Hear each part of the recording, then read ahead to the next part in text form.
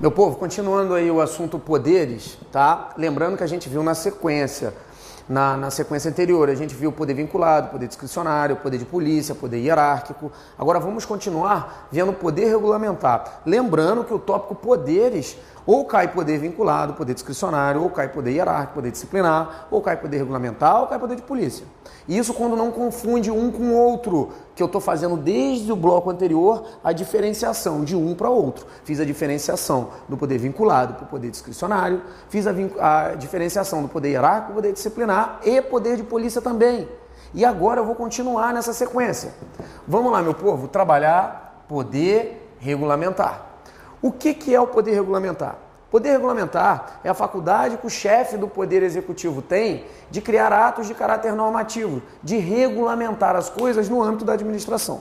Eu vou trabalhar com vocês, e até porque o que mais cai, 100% das questões estão reguladas nesse bloco aqui, eu vou trabalhar para vocês com o tema decreto. Lembrando, antes disso, que o poder regulamentar é a faculdade que os chefes do Executivo têm para poder regulamentar normas de caráter administrativo, trabalhando a figura do decreto. Então vamos lá, meu povo.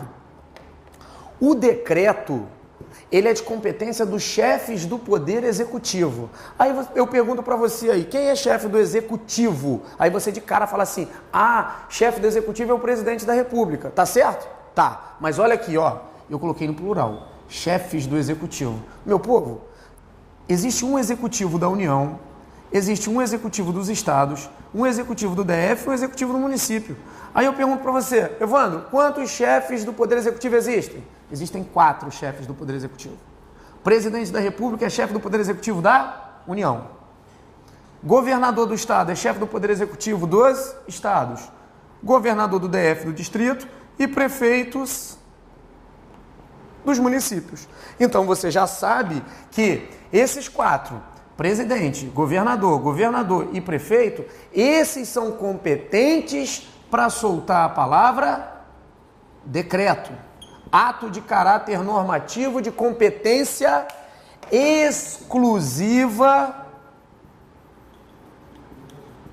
dos chefes do Poder Executivo. Evandro, agora você colocou uma palavrinha e eu estou me confundindo. Qual palavrinha que é essa? Exclusiva, competência exclusiva. Evandro, por que é de competência exclusiva? O que quer dizer isso, meu povo? Para entender o que é competência exclusiva, eu tenho que fazer a diferença para competência privativa. Olha, não tem jeito. Eu sou o pior do mundo. Por isso que eu sou o pior do mundo, eu dou os piores exemplos do mundo, mas pode ter certeza que ele vai entrar na tua cabeça. Presta atenção. Qual é a diferença de competência exclusiva para privativa? Eu pergunto para você, meu filho, eu vou perguntar para o câmera ali, o Joé. O Joé vai me responder, ele só vai sacudir a cabeça. A tua mulher, olha para cá, é de competência exclusiva ou é de competência privativa? De cima ou de baixo? O Joé falou certinho, que é o nosso câmera, ele falou, não, Evandro, o que é isso? A minha mulher é de competência exclusiva. Porque as coisas de competência exclusiva, você não pode delegar. Competência privativa, você delega. Filho, delegar é dar para outra pessoa fazer aquilo que você ia fazer. Tu vai delegar a tua mulher? Não vai, né? A mesma coisa o presidente da República faz. O decreto é de competência exclusiva, não é passível de delegação. Você não pode delegar um decreto, porque ele é de competência exclusiva. Então vem para cá. Vamos tudo de novo. O poder regulamentar é a faculdade que os chefes do Poder Executivo, que você sabe que é o presidente, o governador do DF e o prefeito têm, para editar atos de caráter normativo que regulamentam a administração pública. Evandro, existe vários? Existe, mas eu estou trabalhando a competência exclusiva, que é o quê? O decreto. O decreto é competência exclusiva do presidente, governador dos estados e do DF. São os 4 chefes do executivo. Agora, Evandro, o que você vai trabalhar aqui no quadro? Presta atenção. Quando você vê a primeira figura lá, que eu dividi em 3 figuras, decreto, decreto-lei e decreto autônomo. Decreto, decreto-lei e decreto autônomo. Eu vou trabalhar agora a primeira figura, a figura do decreto. O decreto puro e simples, quando você vê na prova, Seguindo a situação hipotética, o decreto. Trouxe só o decreto, você já sabe que é decreto de execução. Repetindo, se na prova cair decreto, você já sabe que decreto e decreto de execução é a mesma coisa. Meu povo, o decreto puro e simples, ou decreto de execução, ele só explica o conteúdo de uma lei. Ele não pode inovar o ordenamento jurídico. Ele não cria nova situação jurídica. Ele tem que se basear numa lei. Olha aqui o exemplo. Evandro, como é que funciona o decreto puro? Olha, o decreto puro ele tem uma lei que deve embasar ele. Vem o decreto aqui na frente e explica o conteúdo de uma lei. Explicando o conteúdo de uma lei, ele pode fazer duas coisas. Ele pode restringir ou ampliar direitos e obrigações, mas sempre explicando o conteúdo de uma lei. Imagina que existe uma lei, 8.112 de 90, Estatuto dos Servidores Públicos Civis da União. Pô, essa lei aqui é de suma importância, né, meu povo? Cai em tudo quando é concurso da esfera federal. Então, a 8.112 de 90 tem lá as licenças. E existe a licença a gestante. Qual é o tempo da licença gestante? 120 dias é a licença gestante. Aí, Evandro, eu vi na televisão que era 180. No governo federal, a lei diz expressamente que é 120 dias a licença gestante.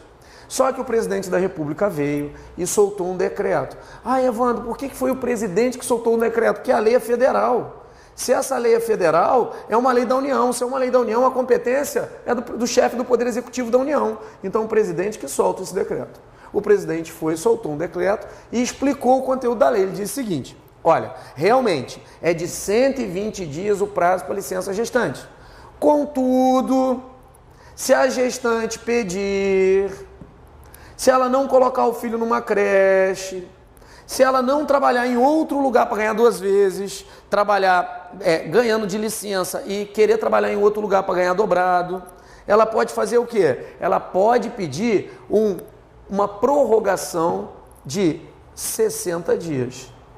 Evandro, quer dizer que o presidente soltou um decreto explicando esse artigo que dizia que era 120 dias a licença gestante. Nessa situação, a mulher pedindo prorrogação, a licença vira 180? Lógico que não. Por que não? Porque isso aqui é prorrogação. O decreto não tem força para chegar aqui, travar isso aqui e transformar em 180. Decreto não muda a lei, ele não inova o conteúdo de uma lei, ele não inova o ordenamento jurídico. Decreto só explica. Evandro, para mudar isso aqui de 120 para 180, o que tem que acontecer? Tem que vir um projeto de lei, passar na Câmara, para o Senado e lá para sanção e promulgação do presidente da República. Somente lei muda lei, decreto não muda lei. Então, acabamos de matar a primeira figura, a figura do decreto ou decreto de execução. Meu povo, tomando muito cuidado, porque o decreto de execução é de competência, olha aqui, exclusiva, ou seja, não pode ser delegado. Tranquilo? Vamos agora passar para o próximo, que é o decreto-lei. Pessoal, olha só, passamos aí a figura do decreto, ou decreto de execução, mesma coisa. Vamos agora para a figura do decreto-lei. Evandro, o que eu tenho que saber do decreto-lei? Olha, o decreto-lei, eu quero que vocês coloquem bem na cabeça que ele é o seguinte, ele pode estar em vigor, só que ele não pode mais ser editado. Evandro, por que ele não pode ser mais editado? Meu povo, isso aí, na verdade, é uma aula bem pesada, é a aula do professor Daniel Sena. É chamado Teoria da Recepção de Norma Constitucional. Em 1988, houve a ruptura do sistema social. Daqui de 88 para frente, todo o sistema foi apagado e começou tudo do zero quando se promulgou uma nova Constituição. A Constituição Federal, a promulgação de uma nova Constituição é chamada poder originário, ela pode tudo. Nada pode ir contra ela. Antes da Constituição de 88, a realização e a formatação do ordenamento jurídico era diferente. Por exemplo, o Código Penal Brasileiro, de 1942, ele foi concebido de uma forma diferente. Ele está na formatação decreto-lei. Lá o chefe do Poder Executivo, que é o presidente da República, diretamente, sem lei que o suportasse anterior, ele foi, assinou um decreto e botou para funcionar com força de lei, criando obrigações e direitos na ordem constitucional. Então, o próprio presidente da República mandou que fosse escrito um Código Penal, pegou o Código Penal, assinou o Código Penal e botou em vigor. Não tinha que passar pela Câmara, pelo Senado, não tinha nada disso não. Simplesmente ele assinou como decreto e tinha força de lei. Isso não pode acontecer mais. Mas, Evandro, por que ele está valendo? Você imagina, se chegasse aqui em 88, quando houve a ruptura do sistema social, do sistema constitucional, tudo que tivesse contra a Constituição não pudesse entrar. Realmente, se estiver contra a Constituição, não pode entrar. Mas se não confrontar ela em algum sistema, você pode colocar em vigor aquilo lá. Por exemplo, o Código Penal, antes de 1988, ele previa o crime de roubo, que é o artigo 157. E lá tem uma pena. A Constituição Federal veio e regulamentou as penas. Por exemplo, não pode haver pena cruel, não pode haver pena de morte.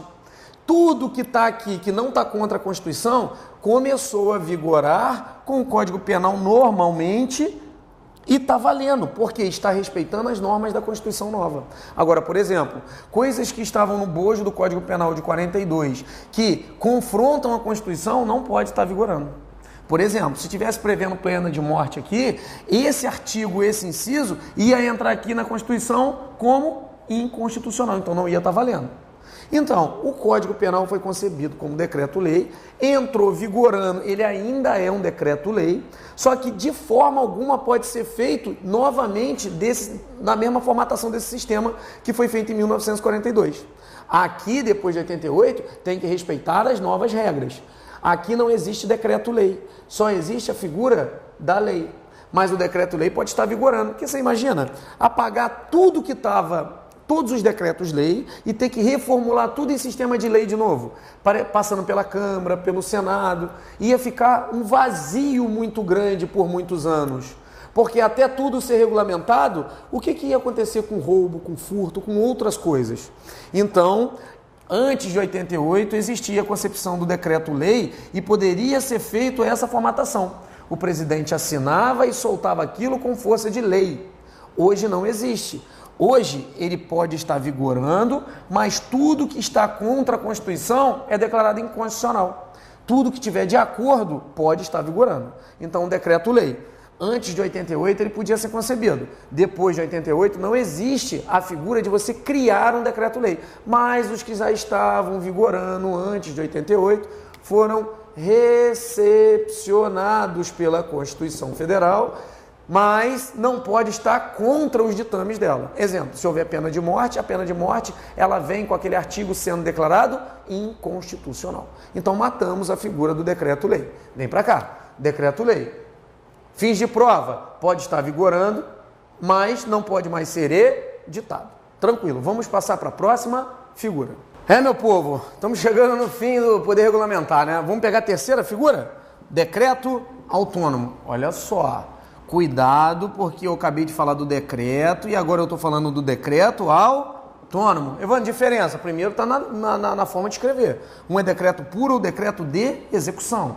O outro é decreto autônomo. Correto? Meu povo, até antes de 2001, não existia a figura do decreto autônomo. Depois de 2001, existiu duas situações de decreto autônomo. Evandro, quais são as situações do decreto autônomo? Antes, lembra que decreto autônomo é totalmente diferente de decreto. Vamos nas diferenças. Evandro, quais são as diferenças? Bem, primeiro, que o decreto puro e simples ou decreto de execução é de competência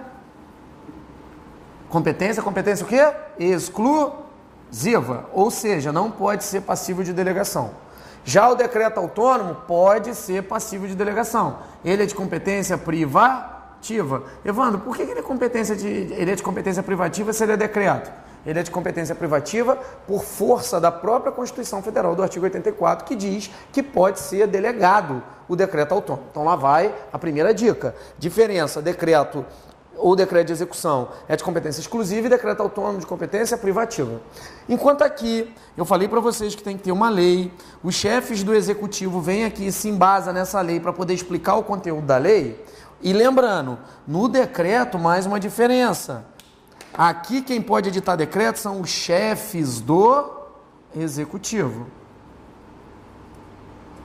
Olha aqui, chefes do executivo. Presidente, governador do estado, governador do DF e prefeito. Aqui em cima é diferente, o decreto autônomo é de competência somente do presidente da República.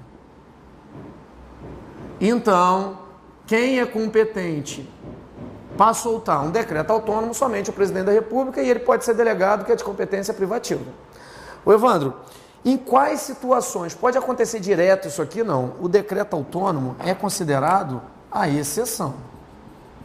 Ele é considerado a exceção, primeiro, ele é exceção porque a regra, o decreto é de competência exclusiva, ele é privativo. A regra é que o decreto é dos chefes do Poder Executivo. A exceção é que só o presidente da República pode soltar. Então, o decreto autônomo.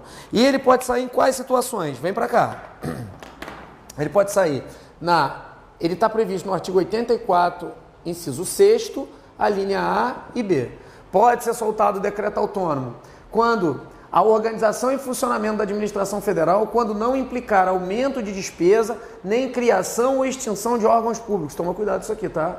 Criação ou extinção de órgãos públicos jamais pode ser feito mediante decreto de qualquer forma. Se você tiver que criar ou tiver que extinguir um órgão público, obrigatoriamente somente através de lei.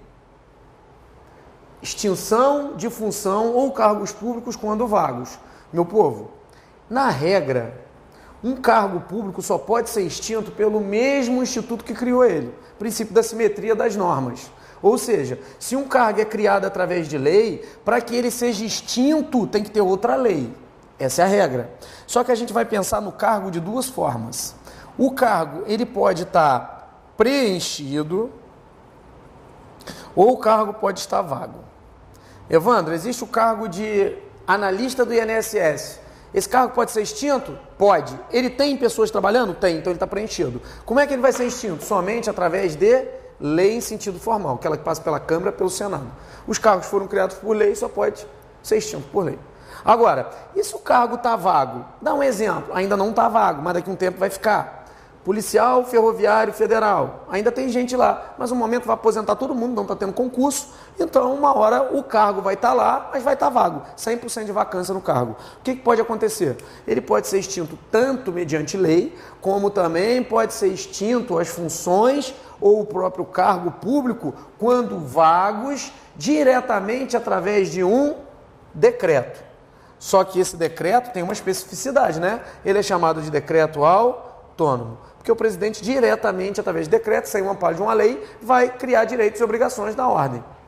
Então, você pode afirmar que os cargos públicos e as funções podem ser extintas de duas formas. Na regra, quando está preenchido através de lei, ou na exceção, quando está vago, através de um decreto autônomo. Lembrando que quem solta decreto autônomo, somente o presidente da República. A competência é competência de natureza privativa, porque pode ser delegado. Então, bem tranquilo, matamos aí o decreto autônomo com todas as suas peculiaridades. Lembrando que não vai confundir em questão de concurso. Extinção ou função de cargos quando vago pode ser através de decreto autônomo.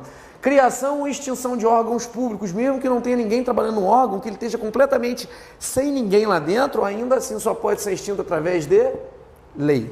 Tranquilo isso aí. Vamos agora, encerramos aí o poder regulamentar, matamos o decreto-lei, o decreto de execução, o decreto autônomo, e agora vamos passar para a figura do poder de polícia. Pessoal, vamos lá para a última figura dos poderes, que é o poder de polícia, tá? É um dos poderes mais importantes que tem, mas é tranquilo de acertar, não tem muito problema na prova. Você sabe que poder de polícia é utilizado toda vez que a administração pública vai condicionar ou restringir alguma coisa de um particular. Lembra disso? Essa daqui é a regra. A gente viu lá no poder disciplinar que às vezes a administração pune o particular, mas não está usando o poder de polícia. Aí a administração vai estar punindo o particular que mantenha um vínculo jurídico específico. Isso aí é diferente. Aqui a regra é a administração punindo o particular. Vamos ver agora na sequência que você vai entender. Vamos botar o conceito. Olha só, eu não quero que vocês gravem conceito. Está no material em PDF aí o conceito. Mas você não precisa gravar conceito de poder de polícia, você precisa entender. Ó, é a faculdade de que dispõe a administração pública. Aí você fala assim, Evandro, quem é a administração pública? Pelo amor de Deus, né, meu povo? A gente estudou as figuras da administração pública direta e as figuras da administração pública indireta. Esses aqui têm poder de polícia. Na regra, União, Estado, DF, município, autarquia, fundação, sociedade, economia mista e empresa pública. Correto? Eles têm poder de polícia e às vezes vão usar, mas a regra é que a administração direta é detentora do poder de polícia. Depois a gente vai ver isso pormenorizado. A faculdade que a administração pública tem, você já sabe quem é a administração pública, de condicionar ou restringir o uso ou gozo dos bens, atividades e direitos individuais, aqui o particular, ó. Sempre com a finalidade pública, com a ideia de coletividade. Lembrando, meu povo, que o poder de polícia é dado à administração pública. Não existe poder de polícia dado a particular. O particular, ele não exerce o poder de polícia, ele sofre os efeitos do poder de polícia, mas ele não pode ter poder de polícia. Não é dado poder de polícia a particulares. Agora, para você entender o que é poder de polícia, vem para essa parte aqui. Eu chego e falo assim, Evandro, aquele cara que trabalha na prefeitura, o cara que está rodando naquelas viaturazinhas lá, verdinhas, azulzinhas, de acordo com o município, que faz a parte de trânsito, aqui é CETRAN, ele tem poder de polícia? Calma. Para você saber se ele tem poder de polícia, você tem que saber se ele está limitando ou restringindo o uso ou o gozo dos seus bens. Como é que eu vou saber isso? Você vai gravar uma regra na tua cabeça. Todo mundo que é polícia, todo mundo tem poder de polícia. Repetindo, todo mundo que é polícia tem poder de polícia. Agora, nem todo mundo que tem poder de polícia é polícia. Essa palavra polícia, ela é dada em estrito senso, lá no artigo 144 da Constituição. Quem é a polícia? Considerado polícia. Polícia Federal, Polícia Civil, Polícia Rodoviária Federal, Polícia Ferroviária Federal, Polícia Militar e Corpos de Bombeiros Militares, todos eles têm poder de polícia, porque eles são considerados polícia, eles restringem o uso e gozo de bens. Amigo, eles podem prender você ou podem servir como defesa civil. Olha aqui o Corpo de Bombeiro Militar, ele limita você, tenta pular da tua casa para ver, eu quero me matar, o bombeiro vai lá e te agarra à força. Ele vai limitar um direito de ir e vir seu com a finalidade pública. Então, todos os policiais têm poder de polícia. Já elenquei o rol aqui e falei o artigo que ele está. Poder de polícia aqui é chamado poder de polícia em lato sensu. Aquele poder de polícia amplo, ou seja, poder de polícia administrativo. Evandro, quem tem poder de polícia administrativo? Depende. Todo mundo que trabalha na administração pública pode ou não ter poder de polícia de acordo com a situação que está exercendo. Evandro, o cara que trabalha na CETRAN, ele roda, ele não é polícia. Ele não é polícia porque ele não está elencado aqui. Mas quando ele roda lá, eu vou dar um exemplo. Eu paro ali na frente do curso presencial do Alfa Plaza, aqui em Cascavel. Se vocês quiserem vir estudar aqui, é muito bacana, a gente tem um convênio com umas pousadas ali, pode vir, você fica na pousada e fica estudando aqui um ano. Eu duvido que você não passe qualquer concurso da tua vida. Eu paro ali em frente ao Alfa e de vez em quando eu paro naqueles lugares que você tem que deixar aqueles papelzinhos ali para não ser multado. Aquele lá que é de 1 hora, 2 horas, mas eu sempre esqueço daquele troço. Toda vez me passa aqueles caras da CETRANS aqui, de Cascavel, e me dá uma notificaçãozinha, 5 pila, R$5. Estão me notificando, não estão me multando não, estão me notificando. Se eu chegar e tentar regulamentar aí até 15 dias, salvo engano, eu pago R$5 e eu não sou multado. Aí eu perguntei, eles têm poder de polícia? Lógico que tem. Sabe por quê? Olha para cá no conceito. Foi a faculdade, ou seja, a discricionariedade deles, que é a conveniência e a oportunidade. Eles são considerados administração pública porque eles trabalham para a prefeitura. Eles acabam de condicionar ou restringir o uso ou gozo de bens. Negão, aqueles R$5 é meu. Eu posso gastar para qualquer coisa, desde botar gasolina e tomar uma cerveja. Agora, se eles me obrigaram a pagar, eles me restringiram o quê? O uso e o gozo de um meu bem, que é o dinheiro. Sempre com a finalidade pública. Então, eles têm, sim, poder de polícia. Evandro, o cara que trabalha na prefeitura tem poder de polícia? Depende. Imagina que tenha 2 mesas. E acontece o que aconteceu com vários colegas meus, compraram um terreno aqui e deixaram o terreno lá e não capinaram o terreno, o mato ficou desse tamanho. O cara vai lá e coloca lá uma placa, notificado. Você acaba de ser notificado, acaba de ser multado pela lei orgânica tal aqui de Cascavel. Tranquilo, você vai na prefeitura e eles vão ter que lavrar o auto de multa para você.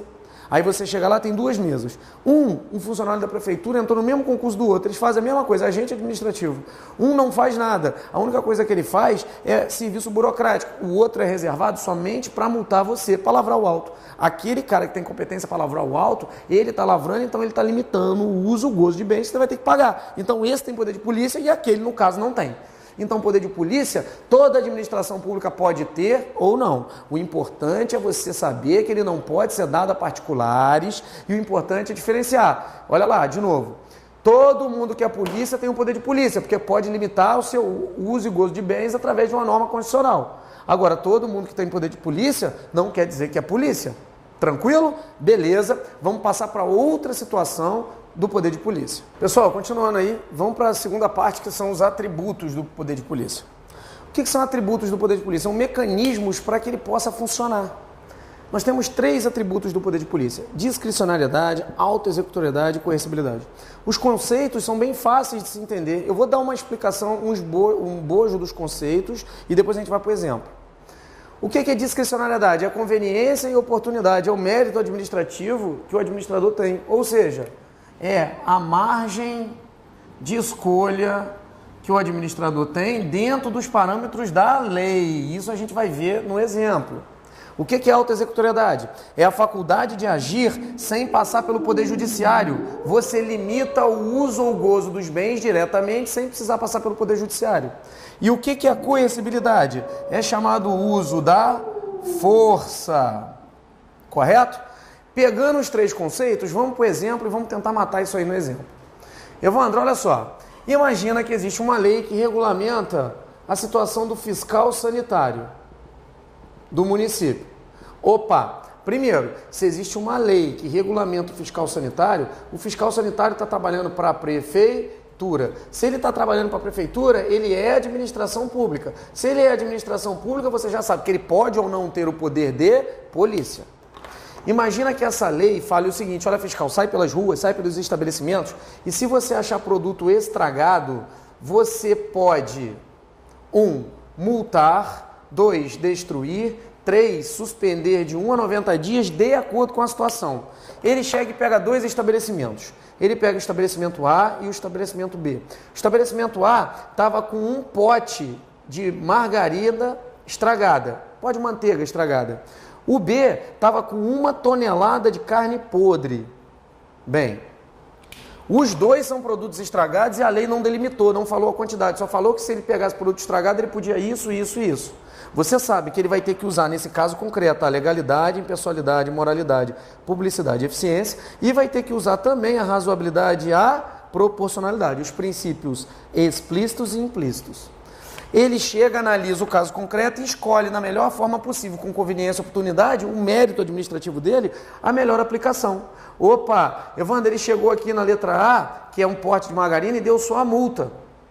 E ele chegou aqui na B, que tinha 1 tonelada, ele deu tudo. Multa, mais destruiu, mais suspendeu até 90 dias. Pode fazer isso? Pode, porque ele está usando o primeiro atributo, que é a discricionariedade. Margem de escolha dentro do que a lei permite ele fazer, com legalidade, impessoalidade, moralidade, publicidade e eficiência, razoabilidade e proporcionalidade. Evandro, aí o que acontece? Aí, amigo, ele está limitando o uso ou gozo de bens. Querendo ou não, essa carne estragada pertence ao supermercado. Está lá no artigo 5º, direito à propriedade privada. Só que, para fins para defender a coletividade, para fins de normas da administração pública, que ela tem supremacia do interesse público sobre o privado, ele vai e limita o uso ou gozo de bens dele. Ou seja, está usando o poder de polícia no primeiro atributo, que é a escolha, a discricionariedade, e ele vai e tira todo esse poder de propriedade que o dono do supermercado tem, mas ele não precisa pedir para o judiciário. Ele pode agir diretamente, ele chega lá e fala: olha, o negócio é o seguinte, a carne está estragada, eu tenho o poder de polícia, já escolhi dentro do que a lei me permitia a melhor situação possível, agora eu estou automaticamente pegando e limitando o seu direito. Ele apreende todas aquelas mercadorias sem pedir ao poder judiciário. Tranquilo? Essa é uma faculdade que a administração pública tem. Agora, imagina que o dono do supermercado fala, não, eu estudei direito constitucional, essa carne estragada é minha e eu tenho direito a fazer isso, porque é um direito à propriedade privada. E aqui você não entra, ele impede você de entrar. Você vai e usa a coercibilidade, que é o uso da força, chama os poderes que você tem, você chama todas as prerrogativas que você tem direito. Você é o fiscal, você está sozinho, você não pode entrar, chama a guarda municipal, chama a polícia militar, arromba a porta à força e apreende as mercadorias. Então você está usando na plenitude desse exemplo os três atributos do poder de polícia: discricionariedade, autoexecutoriedade e coercibilidade. Esses mecanismos são feitos para que a administração consiga funcionar. Lembrando que os limites do poder de polícia se encontram na razoabilidade e proporcionalidade. Você não pode usar o poder de polícia como arbitrariedade, senão você vai entrar no chamado abuso. Poder de polícia não se confunde com arbitrariedade, você usa discricionariedade, que é a melhor escolha dentro dos parâmetros da lei. Lembrando que arbitrariedade é classificada como abuso de poder. Correto, meu povo? Certinho, fechamos o bloco, fechamos aí o poder de polícia, fechamos todos os poderes na sua plenitude e o próximo bloco a gente vai trabalhar novos assuntos. Um abraço, fica com Deus e até a próxima.